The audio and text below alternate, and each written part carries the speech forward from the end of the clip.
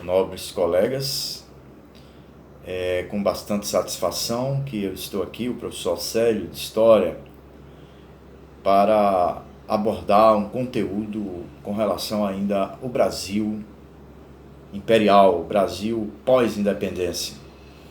Esse tema de hoje será abordado juntamente com vocês, que são alunos do módulo 7 da EJA Noite, módulo 7A, B, C. Então, no tema de hoje é possível a gente entender que Dom Pedro I implantou essa Constituição, a Constituição de 1824. Era uma Constituição autoritária, uma Constituição moldada, preparada para aquele momento, para o momento do rei, para fazer o rei exercer seus plenos poderes. E baseado nisso é que o rei ele criou, dentro dessa Constituição, um poder chamado poder moderador. Este é um poder que, na atualidade, dentro da nossa Constituição, ele não existe. Então, este poder criado pelo imperador naquela época, na época do Brasil Império, era um poder conhecido como a chave dos poderes, porque o rei ele estava com a chave mestra dos poderes.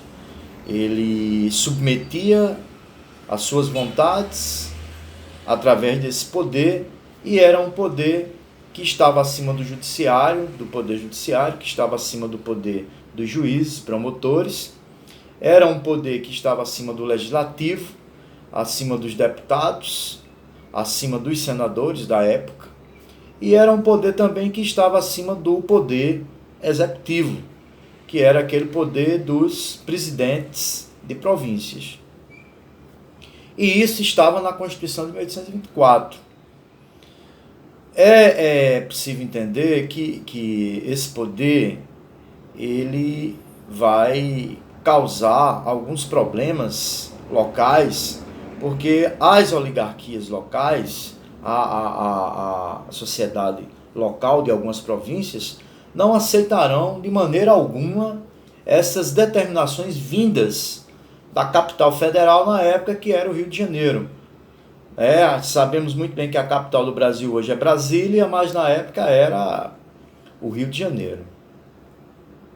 Nessa Constituição, o tipo de voto era o voto censitário, e quando nós falamos de voto censitário, a gente vai dizer que só votava o homem livre e que tivesse pelo menos 100 mil réis, ou tivesse também pelo menos 150 alqueires, ou 150 hectares de terra, para poder acessar o voto.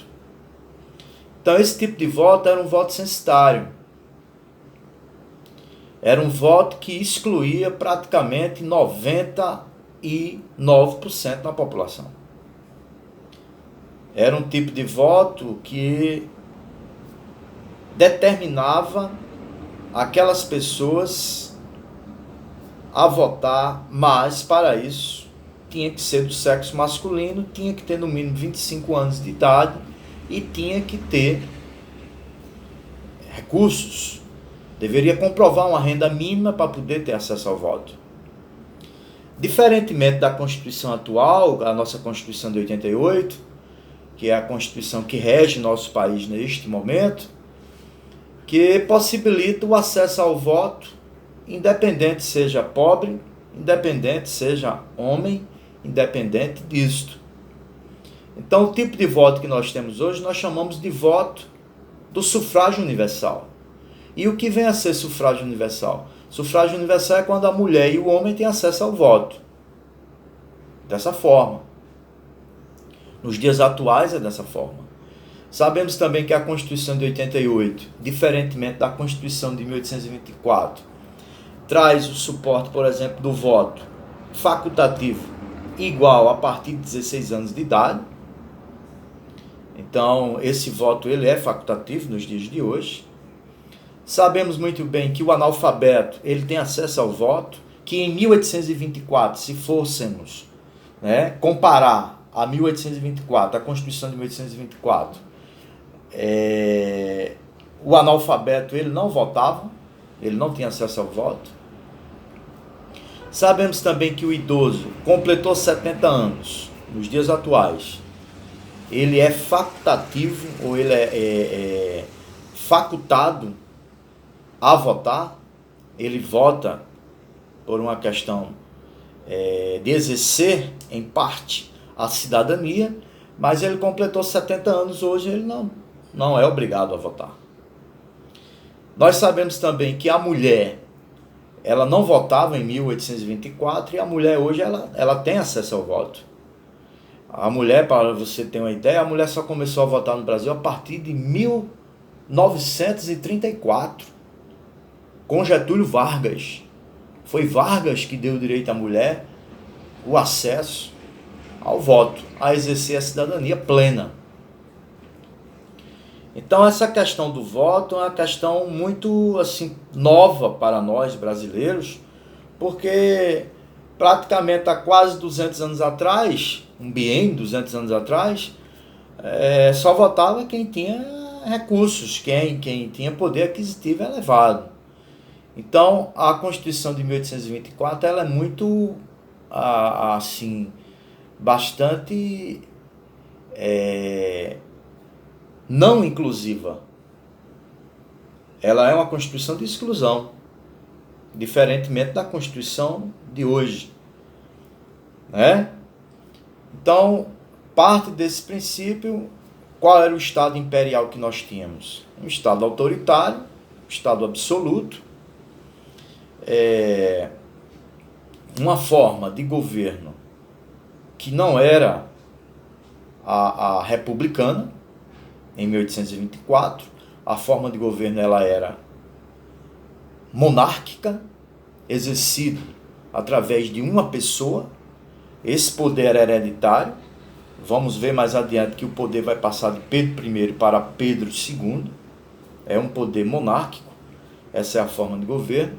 O sistema de governo é um sistema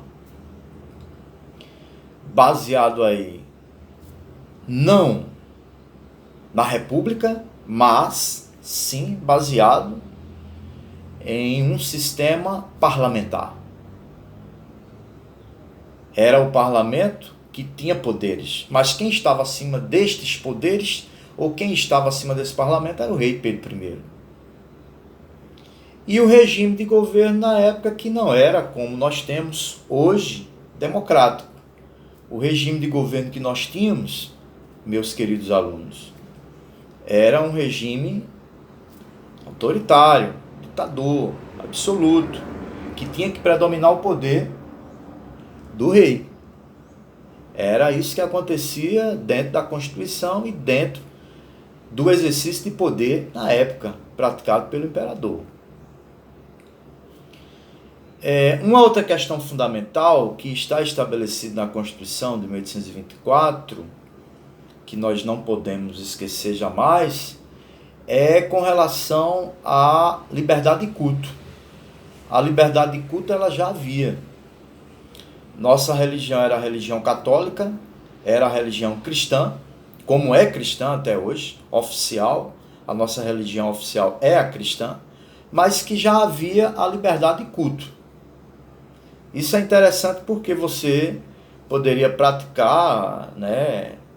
Você poderia ser católico, você poderia ser evangélico, você poderia ser judeu, você poderia praticar aí o seu determinado rito. E a Constituição já lhe dava esses plenos direitos. Então havia liberdade de culto. Então essa é uma outra diferença dessa Constituição. A Constituição de 1824, ela foi uma Constituição, como eu disse anteriormente, ortogada. E o que vem a ser ortogada? O que significa isso na prática? Ortogada porque representou a vontade do rei. O rei impôs essa Constituição. Ela é uma Constituição lusitana, né, com raízes lusitanas, com raízes portuguesas. Ela é uma Constituição antiliberal, ela é uma Constituição antidemocrática, ela é uma Constituição ainda com aqueles ranços do colonialismo, porque quem colonizou o Brasil, nós sabemos muito bem que foi ou foram os portugueses. Então, nesse sentido é que nós podemos fazer alguns parâmetros e fazer, assim, algumas diferenças.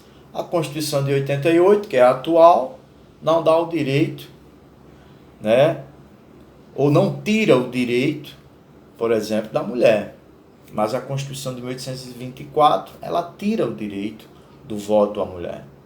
A Constituição de 1824, o analfabeto não vota, mas a Constituição de 1988, o analfabeto tem acesso ao voto. Então a aula de hoje é esse, né, parâmetro, é justamente fazer essa comparação entre a Constituição de 1824 e a Constituição de 1988, mostrar as diferenças. Hoje nós temos uma democracia, na época nós tínhamos um poder autoritário.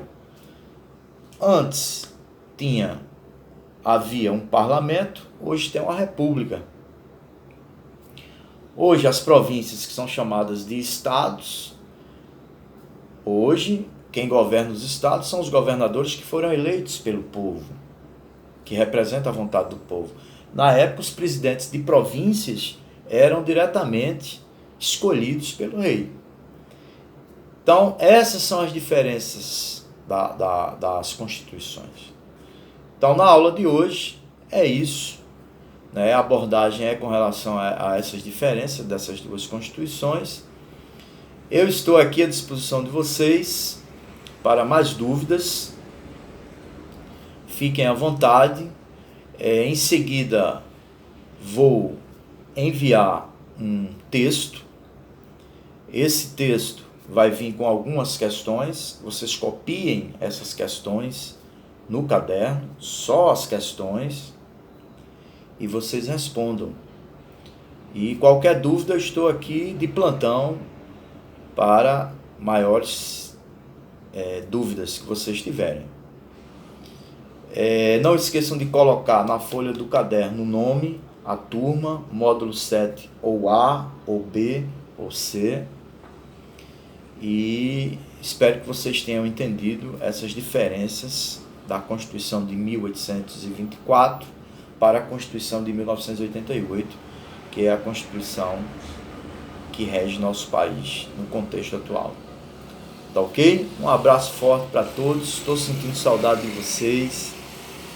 Queria que as aulas fossem presenciais, mas por conta da pandemia, vamos respeitar esse protocolo. E Deus, só Deus, quem vai conduzir essa passagem, essa nossa travessia, e que tenha toda a misericórdia da humanidade. A humanidade precisa da misericórdia do nosso Senhor. É isso. Boa noite e um abração forte, professor Célio de História.